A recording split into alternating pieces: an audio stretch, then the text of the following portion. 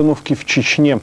Всю вторую половину вчерашнего дня приходили тревожные сообщения из Аргуна, второго по величине города республики.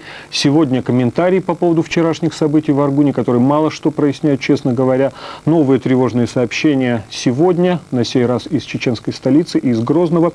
Гость программы «Герой дня» мэр Грозного, полковник Беслан Гантамиров. Добрый вечер. Добрый вечер. По вашему мнению, что все-таки случилось вчера в Аргуне? Говорят или о вылазке, в которой было чуть ли не 100 боевиков, или, по мнению МВД, это была перестрелка во время плановой операции. И если бы, как выразился господин Грызлов, не гибель 2 человек, она бы и вообще была совершенно плановой, рутинной. Ваше мнение, что это было? У меня точной информации по тому, что происходит и происходило в Аргуне, нет, и поэтому не хотелось бы здесь лукавить. Я думаю, что в этом случае необходимо принять во внимание и заявление Грызлова, и начальника генерального штаба. По-моему, их информация более верная. Ну, вот ваше ощущение, ну, скажем, общей тенденции. Вот «Коммерсант», газета «Коммерсант» пишет, что это был бой, которого в республике не было с осени прошлого года. Даже если это не так. Было известное заявление Аслана Масхадова, что в Чечне новый виток боевых действий. Есть у вас ощущение вот такой этой новой тенденции? Я не думаю, что это новый виток боевых действий, потому что у террористов и сепаратистов сил, способных организованно противостоять нашей армии, милиции, нет, и вряд ли такие силы они соберут. И поэтому, скорее всего, это очередной террористический акт, разрешение которого затянулось на неопределенное время, но никак не боевые действия.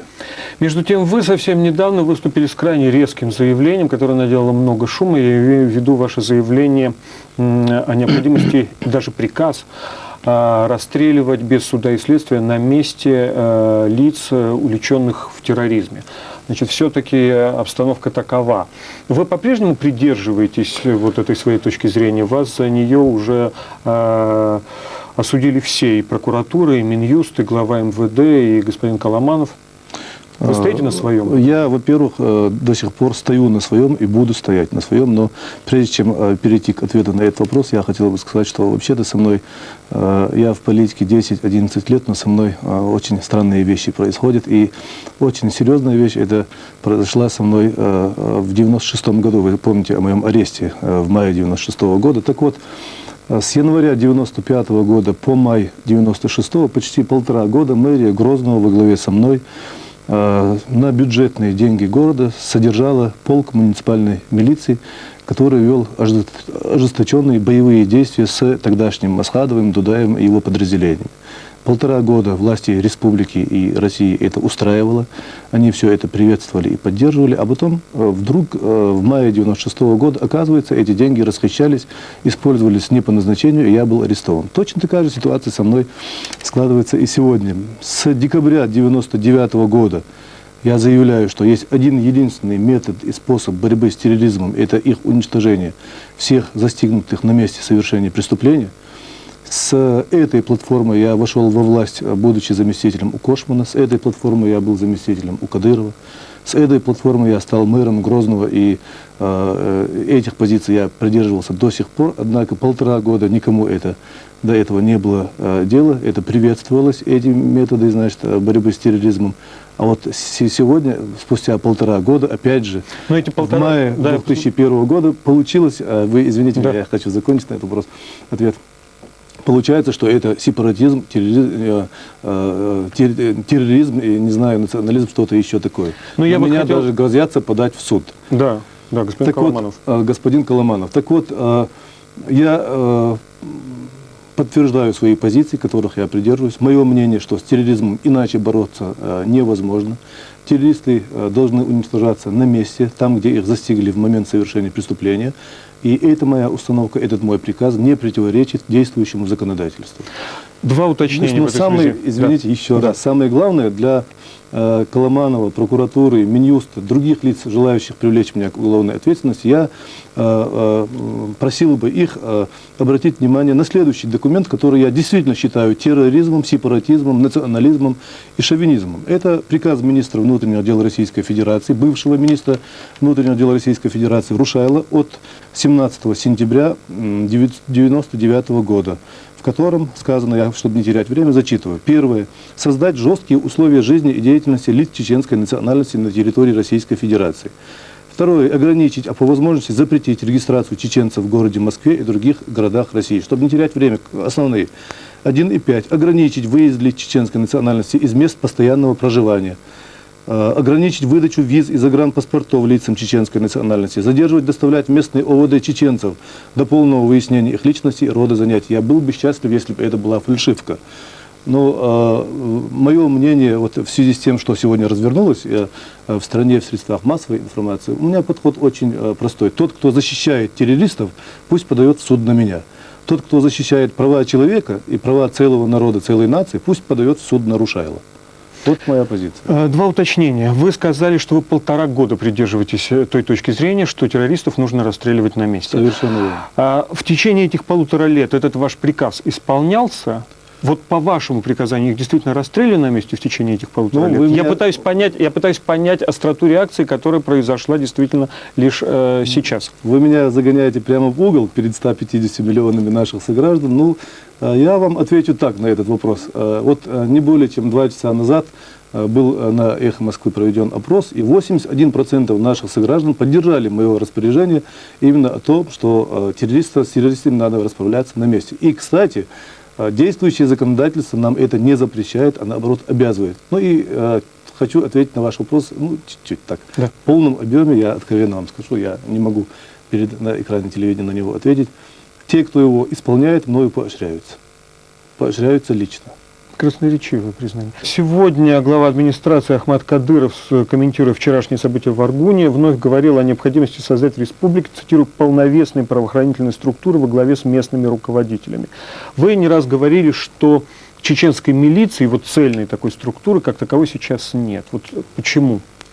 Грозненская, как я понимаю, все-таки есть у нас. На бумаге теоретически милиция существует. Правительство Российской Федерации из Грозного докладывает, что милиция грозненская сформирована, что она грозная, что она вооружена. На самом деле факт такой, вот я вам сейчас объясню, что чеченская милиция не боеспособна. Раз, по нескольким причинам. Первое, она не вооружена, она не экипирована, у нее нет даже соответствующей документации. В процентном соотношении грозненская милиция вооружена на 9%. Только у 30% личного состава имеются удостоверения, подтверждающие, что это милиция, и только 7% имеют обмундирование. Не говоря уже о качественном составе этой милиции. Она не обкатана в боевых действиях, что является очень важным фактором. Ну и самое главное, сплошь и рядом, я говорю не о всех конкретно членах, ну а в целом картина такая. Это люди, которые в лучшем случае нейтральны к Конституции, к стране, к России.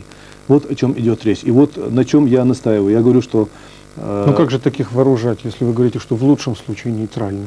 Так я и не говорю, что их надо вооружать. Я говорю о том, что чеченскую милицию должны возглавить люди, которые доказали свою лояльность именно в боевых действиях. Я говорю не о себе сейчас, я понимаю, что значит, все скажут, что это он о себе, на себя. Нет, масса чеченцев, которые достойны возглавить чеченскую милицию, не только Министерство внутренних дел, но и райотделы милиции, и соответствующие ее подразделения. Люди, обкатанные в боях, люди, доказавшие свою преданность стране, вот этих людей надо назначать, не бояться их надо вооружать, и на их плечи надо перекладывать всю тяжесть проведения антитеррористической операции. Иначе мы в Чечне не завершим ни с войной, ни с террористическими актами. До тех пор, пока чеченский народ будет воспринимать происходящие там события как войну между чеченцами и русскими, вот до тех пор и будут продолжаться вот, террор, война, вот, убийства, грабежи, насилие. Мы должны преломить ситуацию, мы должны на самих чеченцев возложить ответственность, обязанность борьбы с терроризмом. Только таким образом возможно закончить войну. Очень короткий ответ, пожалуйста, дайте на такой вопрос. Это ваше заявление и разноголосится потом мнение из Грозного, но опять очень тревожит. Скажите, вы себя считаете человеком команды Кадырова? Или вот ваше заявление и это разноголосица, это опять свидетельство разногласий в чеченском руководстве? Между нами с Кадыровым нет никаких противоречий. Мы достигли согласия, достигли ради своего собственного народа. И я думаю, что все маломальски способные, известные чеченцы, лидеры должны присоединиться к этому союзу и завершить войну в Чеченской Республике, потому что Чеченская Республика сегодня стала трясти всю страну, потому что люди не могут спокойно спать, потому что страна на глазах, я думаю, что я не преувеличиваю, на глазах разваливается из-за тех событий, которые происходят именно там. Последний вопрос. Сегодня утром агентство «Франс Пресс» сообщило о похищении ректора Государственного университета в Грозном Хамзаева. Потом это сообщение не подтверждалось. У вас есть что-то по поводу того, что же там случилось, если случилось вообще? Буквально перед началом нашей передачи мой помощник Михаил созвонился с Грозным из того, что сообщение, полученного от коменданта города Грозного Филатова, известно, что этого похищения не было. Утром Хамзаев был на совещании, как раз в то время, которое указано вот в этом сообщении. Хамзаев был на совещании, им ничего об этом не известно. Спасибо. Гостем программы «Герой дня» был мэр Грозного полковник Беслан Гантамиров. Мы говорили о новых